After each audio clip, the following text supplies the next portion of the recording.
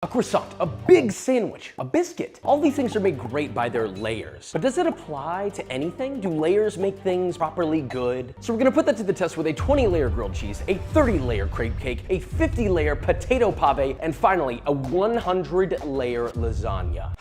We're really pushing it here. None of these are tested, so maybe they work, maybe they don't. But it's an adventure through texture, like Texture Over Taste, my book, which is available for pre-order. Link in the description. By the way, this place might look a little different. That's because our studio is still being finished. It'll be done soon, permitting. But anyway, let's make this, shall we?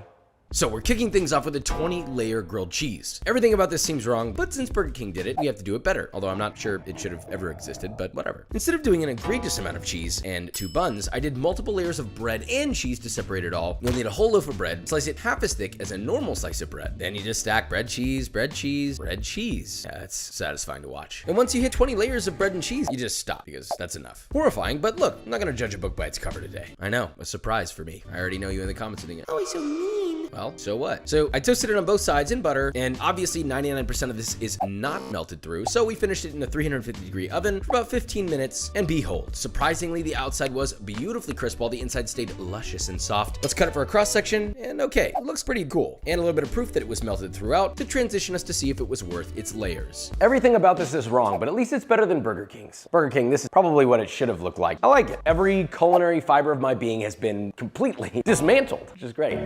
Anyway, regular. Okay, so this one, I want you to picture a grilled cheese. Imagine that. Now this one, it does look cool, I will say. Down the hatch. That's awful. Never do this. You ever get too much of one flavor and you kind of want to throw up? Yes. When you put this much American cheese in your mouth, just in general, it's not going to be a good time. The little Burger King thing, that didn't come from a boardroom meeting. That was devised by Lucifer. No, we did a little science experiment. Ha ha ha, so fun. Moving on to crepes. This is a Nutella stuffed hazelnut praline crepe cake. First, praline. You gotta make the praline. You can go and buy it and blend it, but come on, it's really easy. You're gonna need 4 cups or 720 grams of toasted hazelnuts. Fun fact, did you also know these are called filberts? Place it on a baking sheet that's been lined with a silicone baking mat. In a medium saucepan, add 3 cups or 420 grams of sugar and half a cup or 120 milliliters of water. Bring that to a boil over medium-high heat, and once it's boiling and in a liquid state, add 2.5 teaspoons or 10 grams of fine sea salt. Then continue to boil that, brother, until it reaches a beautiful amber color. Cut off the heat and pour your sugar syrup over your filberts. To fully coat, allow to cool completely, it will get hard. Then once completely cooled, snap into small pieces, place in a food processor, and pulse until you get a medium-fine crumble. Moving on, very basic crepe batter. Bowl. Add 1 cup or 120 grams of all-purpose flour, 1.5 tablespoons or 18 grams of sugar, a pinch of salt. Whisk it together till combined, then add 1 cup or 240 milliliters of whole milk, 1 egg yolk, 2 whole eggs. Begin whisking until relatively smooth, then whisk in and emulsify 1 tablespoon or 14 grams of vegetable oil into the batter. Pass it through a fine mesh strainer or a chinois to keep the batter smooth and luscious. From here, get yourself a non-stick 10-inch pan, heat it to medium heat, lightly grease with oil. Then once that thing is a nice even temperature, pour in about a 1/3 cup or 80 milliliters of your batter and immediately swirl it around the pan to fully coat the surface before it fully cooks. You want 1 even circular layer. Anyway, let that cook for about 25 seconds, flip and cook for 20 to 30 more seconds. Repeat that with all of your batter. Now, the assembly is very basic. First, crepe down, followed by a nice layer of Nutella. You can make your own Nutella. I also have a recipe for it. Fully smear that across the whole surface of the crepe, leaving a tiny bit of edge. Top generously with your hazelnut praline, and then you restart. Another crepe, Nutella, praline, and repeat, and repeat, and repeat, until, well, really as many layers as you want, but we went to 30 total layers. Now, if you count this visually, you're thinking, oh, that's not 30 layers. You got layer 1, crepe, layer 2, Nutella, layer 3, hazelnut praline. You could always do more, but that's 30. It's time to taste the next level. Now this is a cake. You can like feel every layer as your fork goes through it. That's pretty satisfying. Wow, it's a lot of Nutella. If you love Nutella, this is gonna be your jam. Texturally, it's beautiful. Deep hazelnut flavor, not from the Nutella, but from the candied hazelnuts. But on top of that, it's like as you bite through, you can feel it go like boom, boom, boom, boom, boom, boom, boom, like you're going down an elevator of a textural wonderland. Layers make a crepe better. That's why we like them stacked and folded, right? So yeah, more crepe layers makes this better. Now let's move on. But anyway, we have a 50-layer potato pave. This can be slightly time-consuming, but it's quite simple to make. Peel 8 pounds or 38 kilograms of russet potatoes and slice them about 1/16 of an inch thick on a finger death trap, also known as a mandolin. Toss those in a heaping 1/4 cup or 60 milliliters of melted duck fat. Oh, Josh, I don't have duck fat. What the f? Okay, so then use any animal fat. You cannot use butter, you can't use oil. It's important in the congealing process when you chill this later. Just please trust me. It can be lard, duck fat, or tallow. Now, the hard part is actually over. That's it, you made it. See, it's okay. Maybe it's good for us to unplug from letting our eyes go black as we scroll endlessly through our lives. Maybe you just needed a lot of potato to process that. See, this is why we need to prep more food. Anyway, grease a deep pan such as a third hotel pan. You can also get those on Amazon, link in the description for that, or you can use a large deep bread pan. Line that bad boy with parchment, add 1 layer of sliced potato boys, lightly brush with additional duck fat, and repeat that exact process until you reach a total of 50 layers. Be sure to season each layer lightly with salt as well, unless you want it to be totally unsalted. As a side note, you will need 1 pint or 475 mils of duck fat to do this. Now, once you have your stack, cover with foil and pop in a 300-degree Fahrenheit or 150 Celsius oven for 1 to 2 hours, or until a cake tester or toothpick inserts easily. But don't overcook it, all right? We're not making mashed potatoes here. Remove the foil, place another bread pan or a third pan on top, and then you can use tomato sauce cans, whatever, to weigh it down. Place in the fridge and press overnight. The next day, pop it out. Cut into 1-inch thick slices. I mean, look at these layers, dude. Brother, that sounds special. Cut each of those slices into 2 evenly sized rectangles. You can also square off the edges if you want them perfect, like this. And the rest is simple. Large pan over medium-high, add just enough oil to coat the bottom of the pan, and then carefully add your chilled potato pave to the hot pan and sear for 2 to 3 minutes or until golden brown. Carefully scrape underneath with a thin spatula and flip to repeat on the other side. Pull it out, season with flaky salt, and look, you can eat it straight like this with ketchup, or you could get a little bit fancy with a generous dollop of creme fraiche. Optionally, you can take the back of a hot spoon, make a little divot in the center of your creme fraiche, fill that with chili oil, top with thinly sliced chives, additional flaky salt, and let's taste. Woo, getting hot in here. Observe. Oopsie. Layers can lend themselves to a little bit of fine dining. A little cut. Oh yeah. Every single layer maintained its structure. It didn't turn into one piece. And it's crispy. Holy f.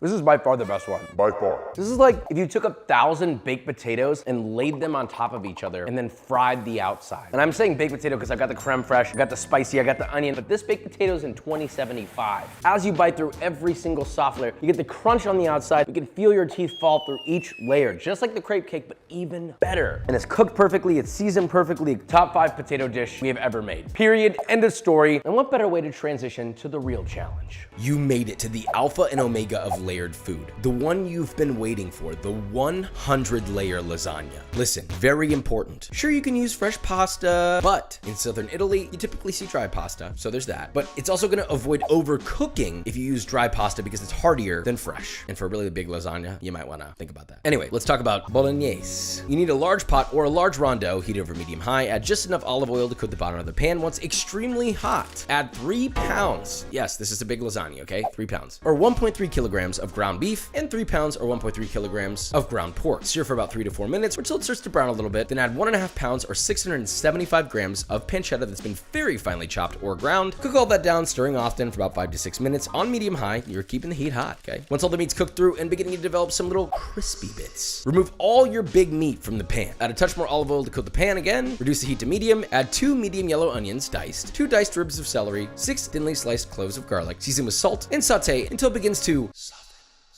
Add in 6 tablespoons or 180 grams of tomato paste. Cook that down, stirring often until it starts to caramelize on the bottom of the pan. Immediately deglaze with 2 cups or 240 milliliters of dry white wine. Increase the heat to medium-high, bring that to a boil, and let that reduce by half. Add 4 bay leaves, then add 2 cups or 240 milliliters of chicken stock, 2 17-ounce or 500-gram cans of crushed tomatoes. Add your meat back, stir together, bring that to a simmer, and reduce for 10 minutes. Cut off the heat, season to taste with salt, and your bolognese is done. Now, this is a bechamel lasagna. You gotta have a little bit of bechamel, all right? I know it's French-Italian, but whatever. Just trust me. Very simple. 1 cup or 240 grams of unsalted butter in a pot, set over medium heat, let it melt completely. Whisk in 1 cup or 120 grams of all-purpose flour. Keep cooking and whisking for about 30 seconds, and then you're gonna whisk in 2 quarts or 2 liters of warmed milk. Cook and whisk until thickened, like this. Then season to taste with salt, and it's done. Big pause. I'm making this a little bit fancier when we plate this, okay? So hear me out. We're gonna make one last and very important sauce. And all you gotta do is throw everything in a blender, so it's not that hard. Spicy romesco sauce to serve. In a blender, see? I said blender, okay? You can trust me. Add 2 fire-roasted red bell peppers. When I say fire-roasted, I mean they're burnt over an open flame. You let them sit, you peel them, there you go. 3 fire-roasted red Fresno chilies. 4 sun-dried tomatoes that were packed in oil. Half a cup or 70 grams of toasted Marcona almonds. I know Marcona sounds crazy fancy. You can get it in most grocery stores. 4 peeled cloves of garlic, 1.5 teaspoons or 7 grams of smoked paprika, 1 tablespoon or 14 grams of red wine vinegar. Begin blending on medium. Once it starts to smooth up a little bit, add a 1/4 cup or 60 milliliters of water to loosen. Blend on high until as smooth as as possible. Now, while constantly blending, stream in half a cup or 120 milliliters of extra virgin olive oil until all of it's been added, and it's beautifully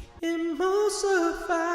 Optionally, pass through a fine mesh strainer, season to taste with salt, and that's your romesco. I mean, look at this thing. You ever dip a little carrot in that? Woo! Crazy. It's finally lasagna building time. We need 100 layers, and yes, we counted. First off, no way around it. Get yourself a deep half hotel pan. You can get it on Amazon, just please. This thing is gonna make your life so much easier. Link in the description. Grease and coat with parchment paper. First layer is a very thin layer of bolognese. Follow with par-cooked lasagna sheets. You'll need about 6 sheets per layer. So total, you'll need about 150 lasagna sheets, just as a heads up. After that, you're gonna do another thin layer of bolognese, followed by a layer of bechamel. Do it in thin lines like this. Then a layer of ricotta, little dots all over. I know these don't seem fully cohesive layers, but when we press the pasta sheets down, it's gonna spread evenly, substantially. Don't put too much, or it'll be too tall and messy. Anyway, after that, well, you're ready to repeat that exact same process. And if you're wondering, yeah, it takes a while. Be ready. Put a movie on. Call someone you haven't spoke to in a while. Tell somebody you love them. Hell, maybe you can see if you can get a date. And finally, stop being single. That's a joke, okay? It's okay to be single, it's fine. So keep repeating that process. Lasagna sheet, bolognese, bechamel, ricotta, pasta sheet, bolognese, bechamel, ricotta, until you quite literally hit 100 layers, or in this case, 101. Anyway, cover with foil, pop it a 350 Fahrenheit or 175 Celsius oven for 1.5 hours, press another deep half hotel pan on top, and just like the potatoes, lightly weigh it down, not as aggressively, and press in the fridge overnight. The next day, pop it out and prepare yourself for one of the best cross sections you may ever see in your life. Goodness gracious, good Lord have mercy on my soul. That is a lasagna.